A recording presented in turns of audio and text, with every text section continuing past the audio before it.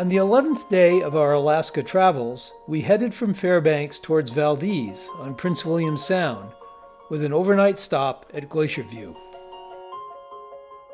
Our route from Fairbanks, after a hiking opportunity at Chena River Park in the town of North Pole, followed the Alaska pipeline, sometimes seen above ground and sometimes disappearing below. The stop at a heli ski lodge in Glacier View had breathtaking scenery. A view to the east, seen through the indoor fireplace.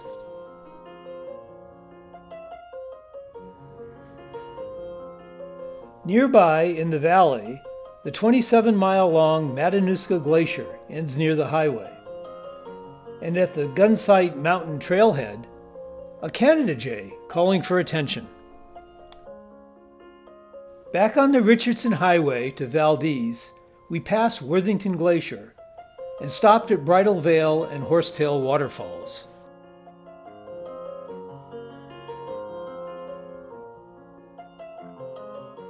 At Crooked Creek Waterfall, 4 miles north of Valdez, an American dipper had a nest somewhere under the falls.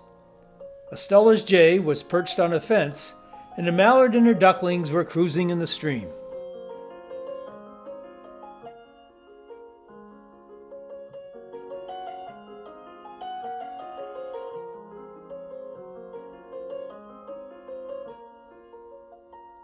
The marina in Valdez was busy, with the catch of the day prominently displayed.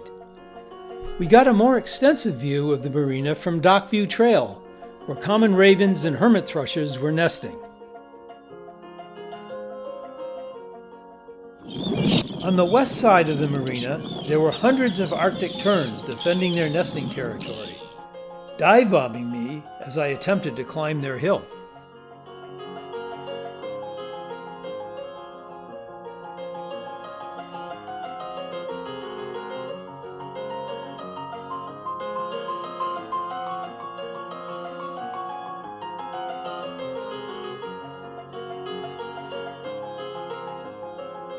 Here is an unattended young chick watching the commotion. These ocean-dwelling birds that migrate 25,000 miles from pole to pole each year seem to be perfectly happy in a puddle on the road.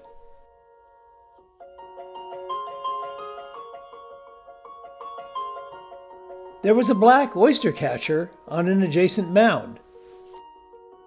Next day, we took a day-long Stan Stevens Glacier and Wildlife cruise to Mears Glacier on Prince William Sound. The route, shown as the dotted line, passes by the site of the infamous Exxon Valdez oil spill.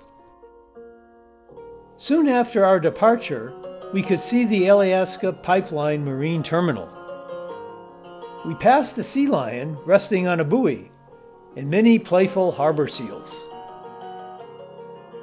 Herring gulls and black-legged kittiwakes perched on icebergs. Then we spotted our first horned puffins off to one side of the boat.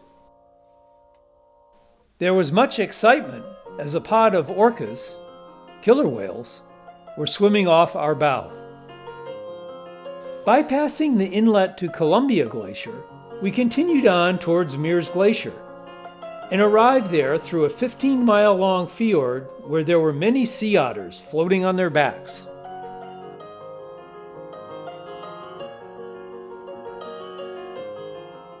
Cautiously approaching the glacier, the captain stopped the boat a quarter-mile out from the shoreline, close enough to see and hear the ice falling. The glacier viewing was spectacular. Harbor seals were resting on floating ice very close to shore. On the return path, humpback whales put on a great show. This one was flapping its long fins in a leisurely fashion. Then again. The captain remarked that although it has taken many years, the marine wildlife has largely recovered from the oil spill 36 years ago.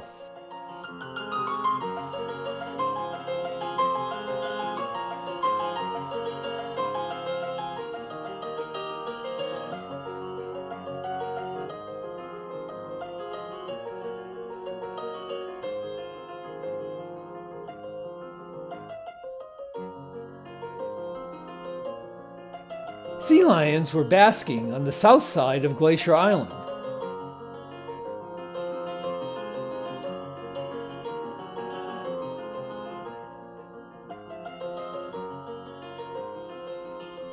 And we spotted many tufted puffins.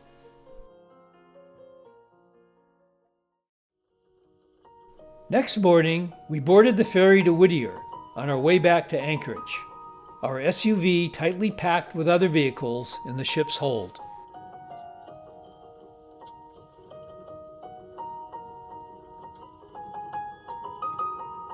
The salmon run was just beginning, and fishing boats were deploying purse seines to catch them. After disembarking at Whittier, we drove on to Anchorage.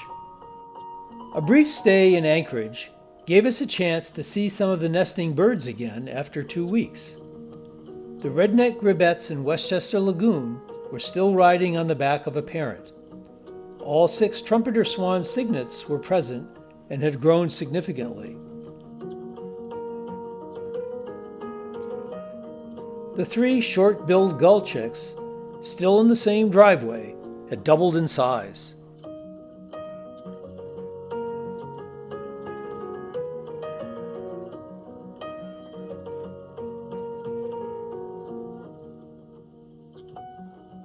An American widgeon was there with her recently hatched ducklings, and the northern pintail ducklings were maturing rapidly.